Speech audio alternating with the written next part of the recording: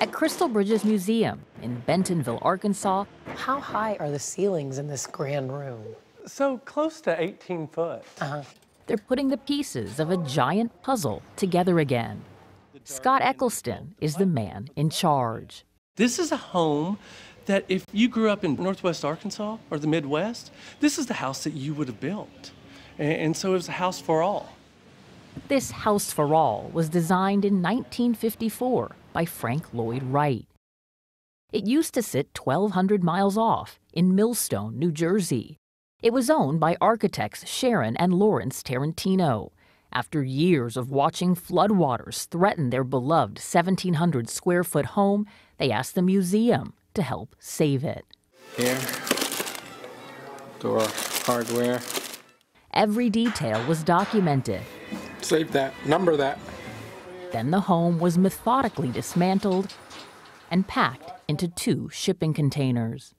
The next time that I saw this house, you want to talk about your heart beating, it's in millions of pieces. And a house that was so majestic and 3D was all one level, wrapped in plastic, ready to be put back together. So you couldn't even tell what was what?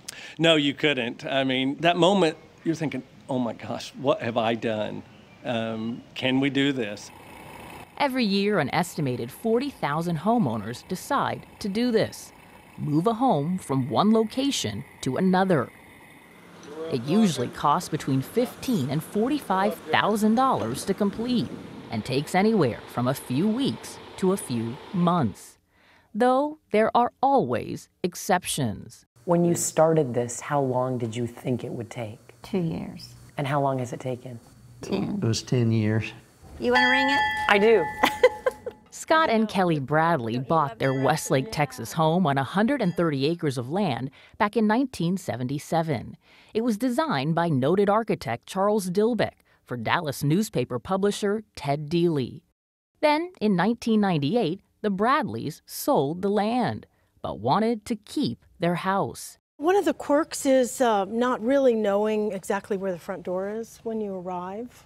Preservation architect Nancy McCoy devised a plan to move it.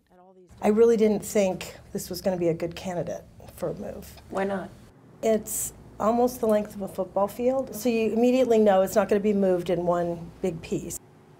Neil McMillan, who calls himself the best home splitter in the country, agreed. You got to put the right piece in at the right time. He is a third-generation home mover. And if it's done right and you put it back together, all you're missing is the sawdust of what the saw blade went through. What's the hardest part about deciding where to divide it? You want to do it where you do the least amount of damage. Closets is the best place because you can hide the sins. McMillan says he used a saw blade to split the Bradley home into 7 parts.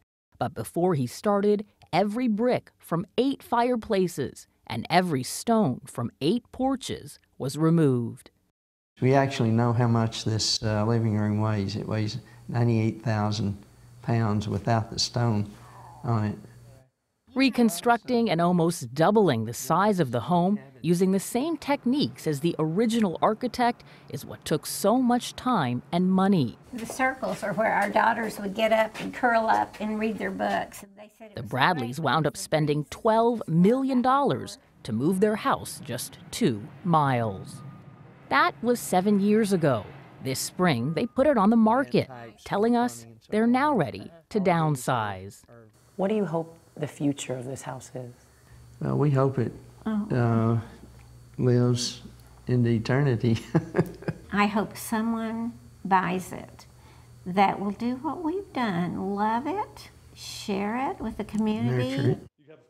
That's exactly what motivates the folks at Crystal Bridges.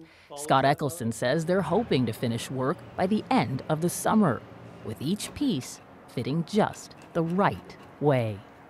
Throughout this process, how many times have you heard someone say, y'all are nuts, just build a house that looks like the original? We've had the conversation, how much easier would it have been just to take the plans and build it from scratch?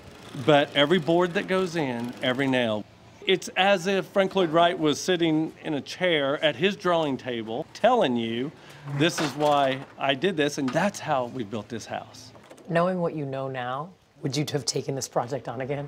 I would do this house 100 times over because it's a real honor.